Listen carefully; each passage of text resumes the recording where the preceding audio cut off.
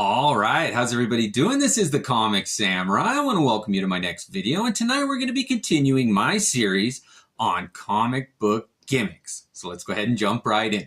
First up, we got this Brute and Babe, It Begins by Ominous Press. Now, this was one of the most unique gimmicks I had ever seen.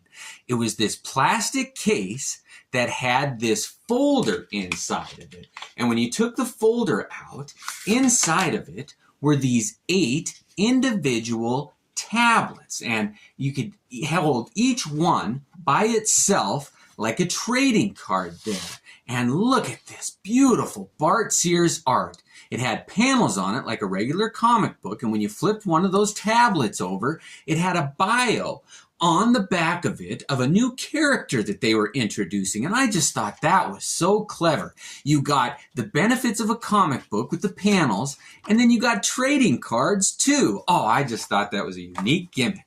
Next up, we got the Incomplete Death's Head #1, and we're going to be jumping into my die cut covers. That's where they take and they cut a hole in the comic book cover, and it's of all different shapes and sizes, but this first one was just a circle there, and you can see that it's Death's Head 2 holding Death's Head in his hand, and I just thought that was a clever way to bring those two characters together. Next up, we got Fantastic Four #358, and this was a clever use of a die cut that you opened it up and you saw their emblem there through the hole in the cover there. I really like that one. Next up, we got Superman in Action Comics #687. And this was right after the death of Superman, and they were reintroducing these other replacement Superman. And this was the first one there. So you'd buy this cover, and you'd have to open it up to see who the replacement was. This is Superman the Man of Steel #22. And when you open this one, you saw that character of Steel. I really like that image. Next up, we got Superman #78. You open this one up, it revealed that cyborg Superman there. Next up, we got The Adventures of Superman #501. And again, they got that Superman emblem-shaped hole, and when you open it up, there's the new Superboy. All right, let's move it on to the New Warriors #25. Now, we're going to have some odd-shaped holes cut in the cover here, and this one was Night Thrasher's helmet. You got to see him through the cover there. That's a beautiful image right there.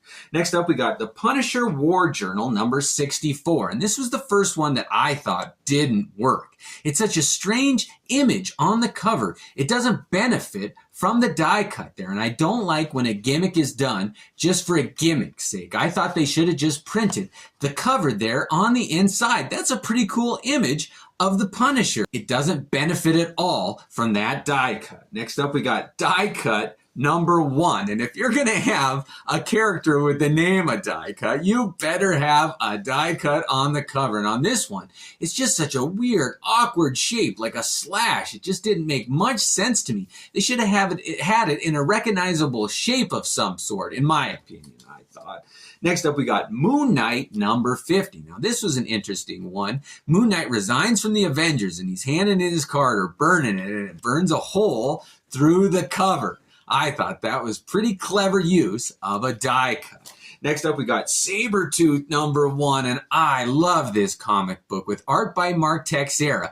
But you can see that they've got this inside image there, and I wish they would have just printed this as a wraparound cover, because hiding it under all that red was just a waste in my opinion. The back did have a beautiful text image of Sabretooth there also, but they should have just printed that image. Next up, we got Punisher Warzone #1, and this John Romita series did have a wraparound cover. That's a pretty cool image. Look at all those bullet shells flying. I do like that. But in addition to that, it's got a die cut. And why they chose such a strange shape there, they could have done anything, and it's just this unrecognizable shape, but it's a pretty cool cover. Next up, we got Hybrids #1, put out by Continuity Comics here. And I don't think this one worked very well. It's such a busy cover. All the images get lost. But when you open up that die cut, you can see that they reproduce the image, so it makes a little more sense in black and white. But when you close it there, it just didn't benefit much from having the apertures or the openings that you can see an image through. Next up, we got Wolverine number 50, and this was one of my favorite die cut covers there. It's the slashing claws of Wolverine, and you get to see the claws through the slashes there, and when you open it up, it reveals a pretty cool image there. It's like his top secret folder or file that the government has on him, like some secrets are going to be revealed there. I kind of wish they would have included a die cut so it really did look like and was shaped like a manila folder. That would have been a good cover, just a manila folder that had a die cut on it.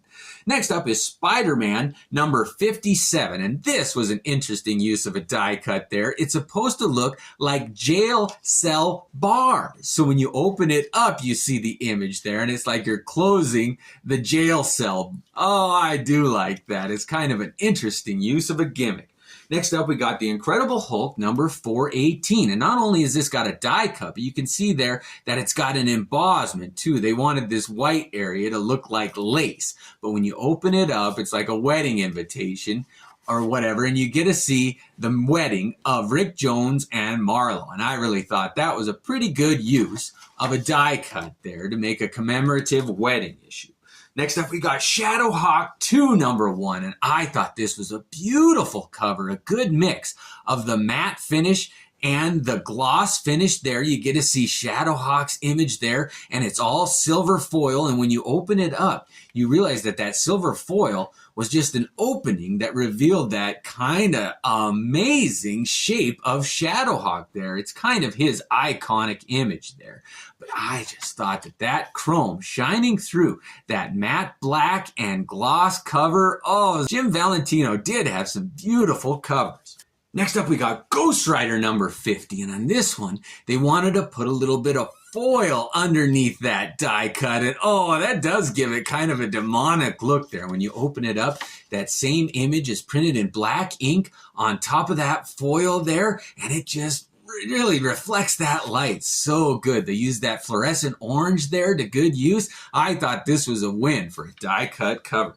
Next up, we got the Fantastic Four, number 387. Now, this was an interesting image here. You'll notice that the Invisible Woman is not on this side of the cover, but when you open it up, it's like she appears there and she's kind of still invisible, faded into existence there. So I thought that was good.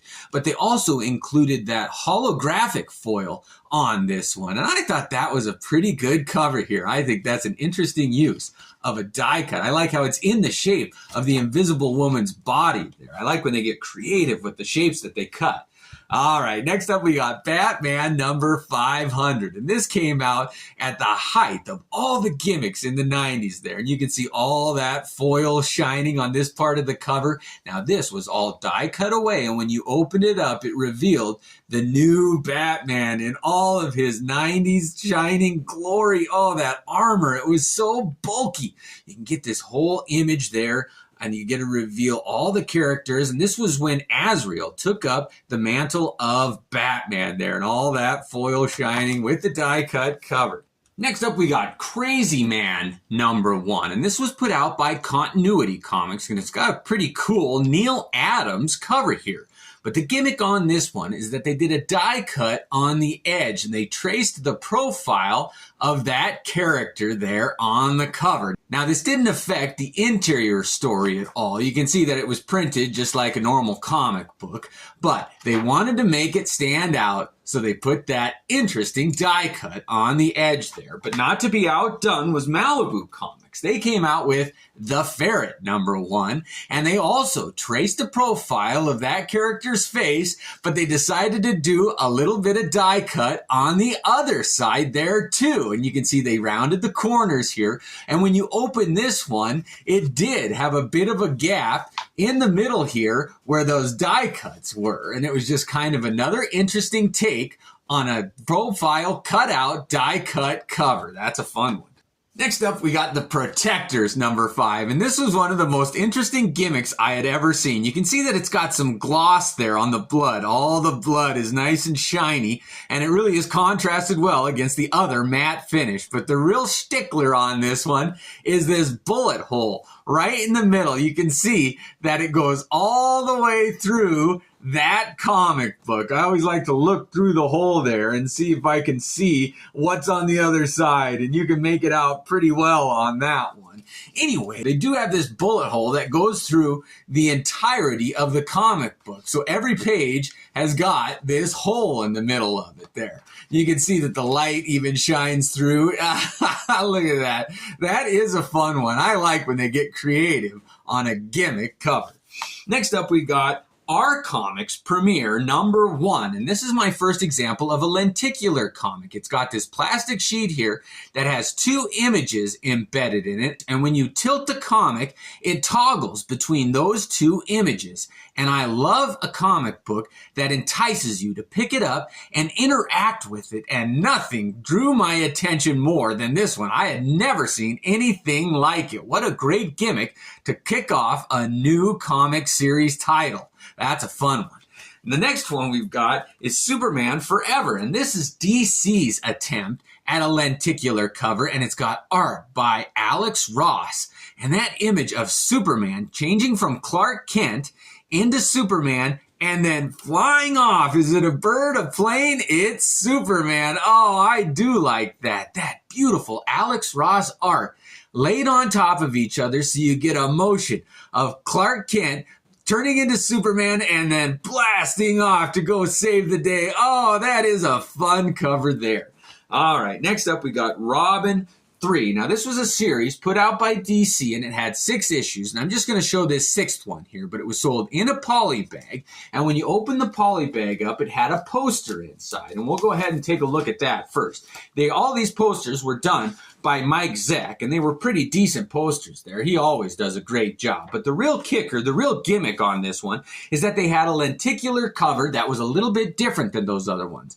What they had was this plastic window here and a little sheath inside. And this sheath had a sheet of paper that you'd slide up and down, and then it would change the image. And you'll see Robin's flamethrower there wiggle up and down as you move that sheet slowly or fast. You can adjust the speed however you want to move that sheet inside. And I just thought that was an interesting take on making a comic book cover move. And then you get up to the title there, and you could see that it would really toggle back in color as you moved that sheet underneath.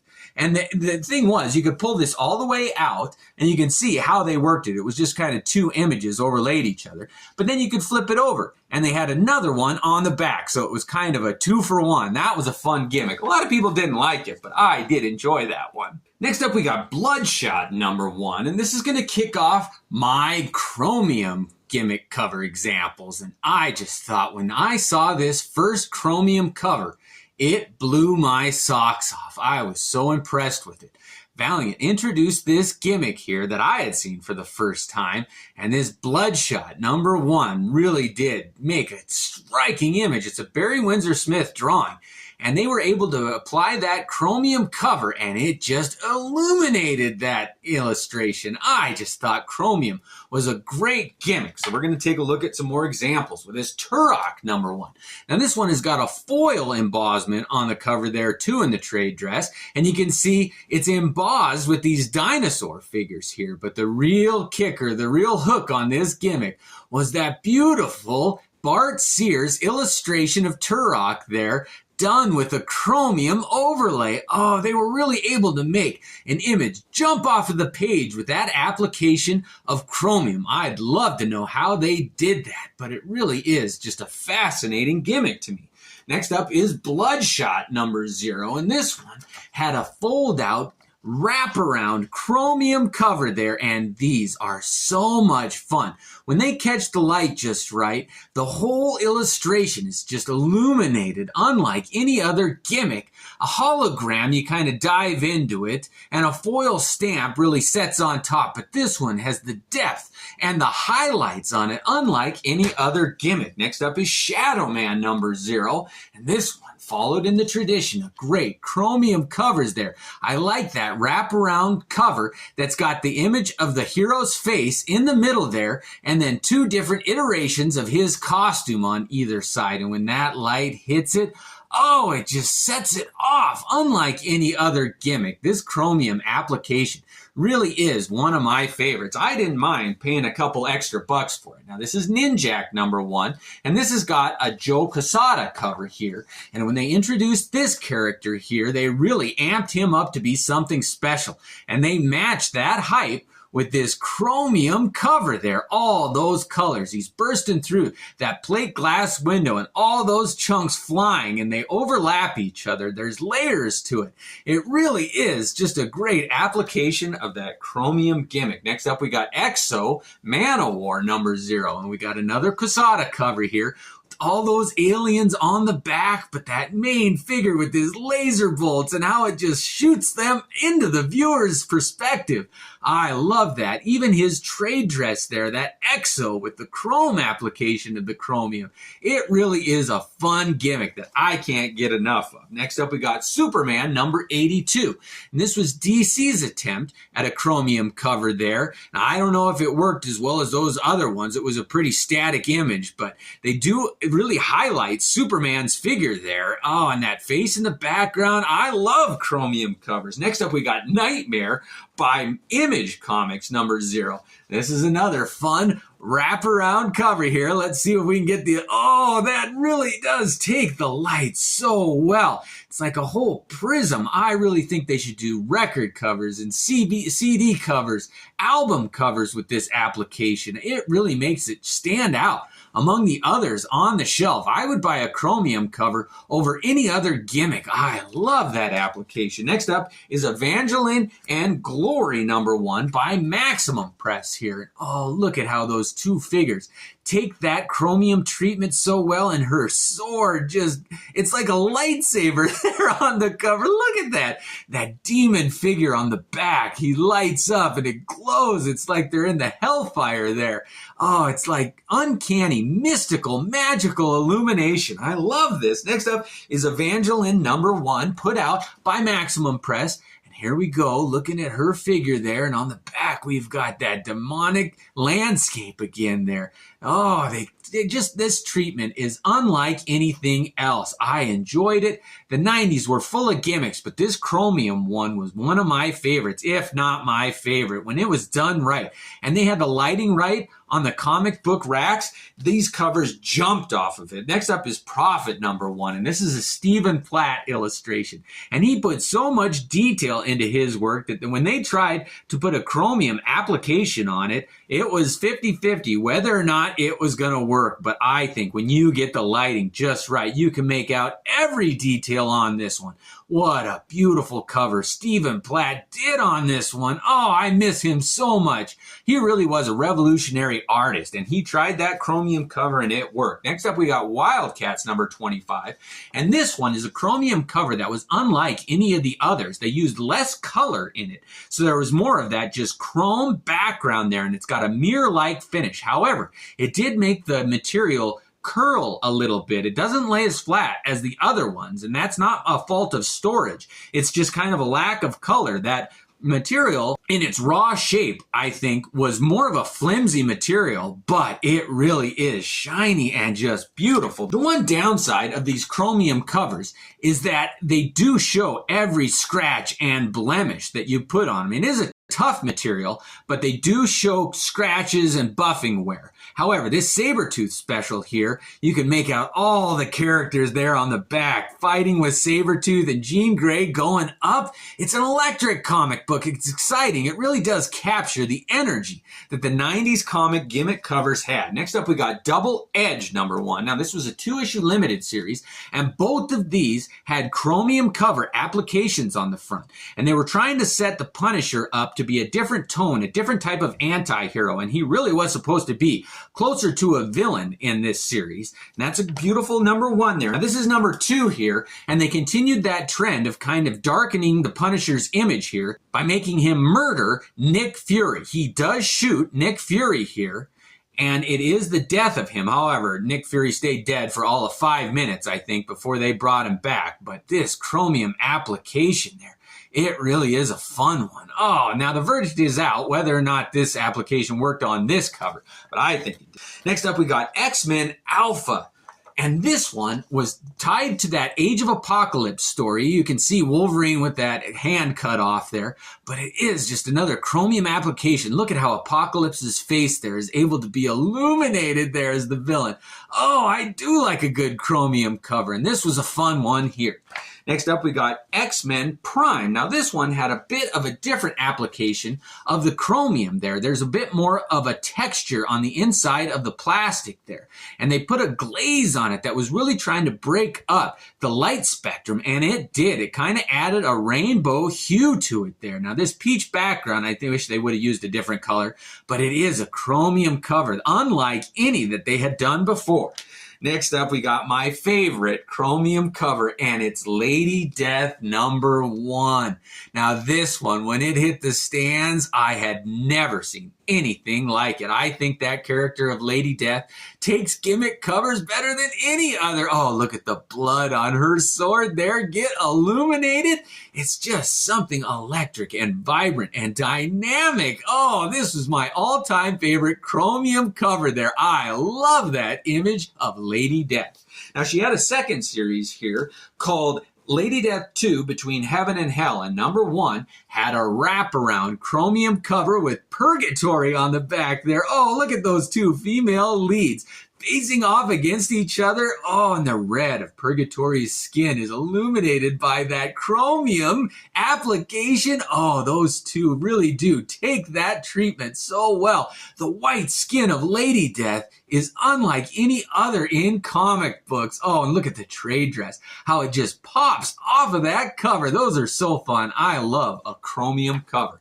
All right, next up we got Solar, Man of the Atom #29, and this is the first comic that introduced Valiant Vision. This was a gimmick that Valiant put out where they gave away these red glasses that had a special film inside of them. And this made everything with red come forward. It really is a unique gimmick. If you don't like the 3D glasses, that the red and the blue lenses that is typical, try this Valiant Vision. It really did work.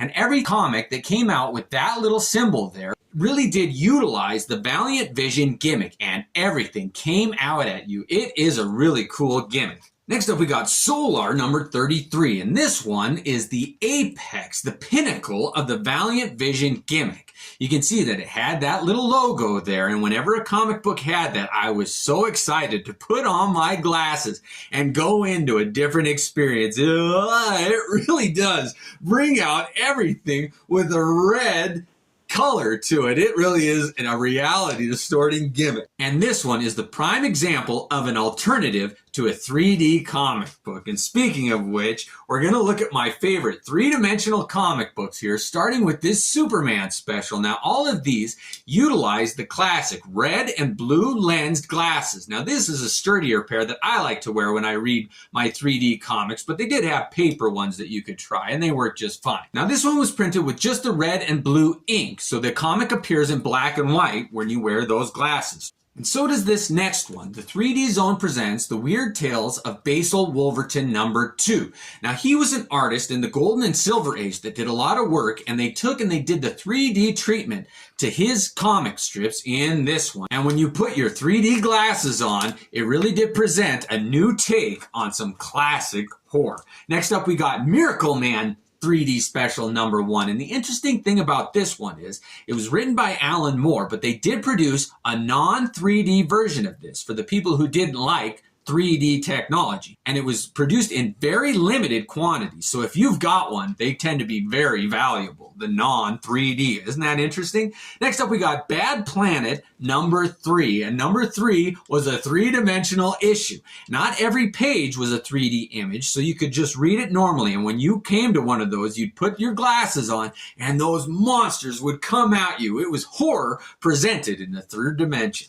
Next up, we got Green Lantern 3D special. Now, this one, they utilized the story into the 3D effect, where it was kind of a reality warping segment, and you used your 3D glasses and you got to see Green Lantern in the third dimension.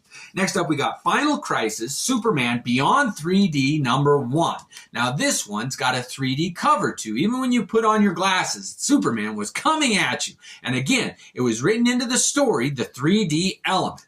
Next up, we got Crossed 3D Volume 1. And whenever they try to integrate 3D technology into horror movies, it never really works. But horror comic books is another story. Oh, it takes that technology so well. When you put those 3D glasses on, it is a different experience. It brings the horror of that Cross series to a whole nother level. Next up, we got Gen 13 3D Special number 1. And this is a reprint of some of those great J. Scott Campbell issues, and it's presented in 3D. Now, these were done in color, and his art really does take that 3D treatment well. This is a fun one. I highly recommend it. Next up, we got Gen 13 3D Special number 1, and this is an all-new story with art done by Art Adams. Now, another artist who takes 3D treatments well is Art Adams, and this one, it really is a great 3D comic book with dinosaurs and monsters. Too fun. Next up, we got Danger Girl 3D Special, and this one, in my opinion, is the pinnacle, the high point of 3D comic books. J. Scott Campbell crafts such interesting stories and beautiful characters, and they take that 3D treatment so well. Everything's popping out at you, and it is fun. Done in color, and it really, once your eyes get adjusted, it looks like you're there with the characters experiencing their adventures.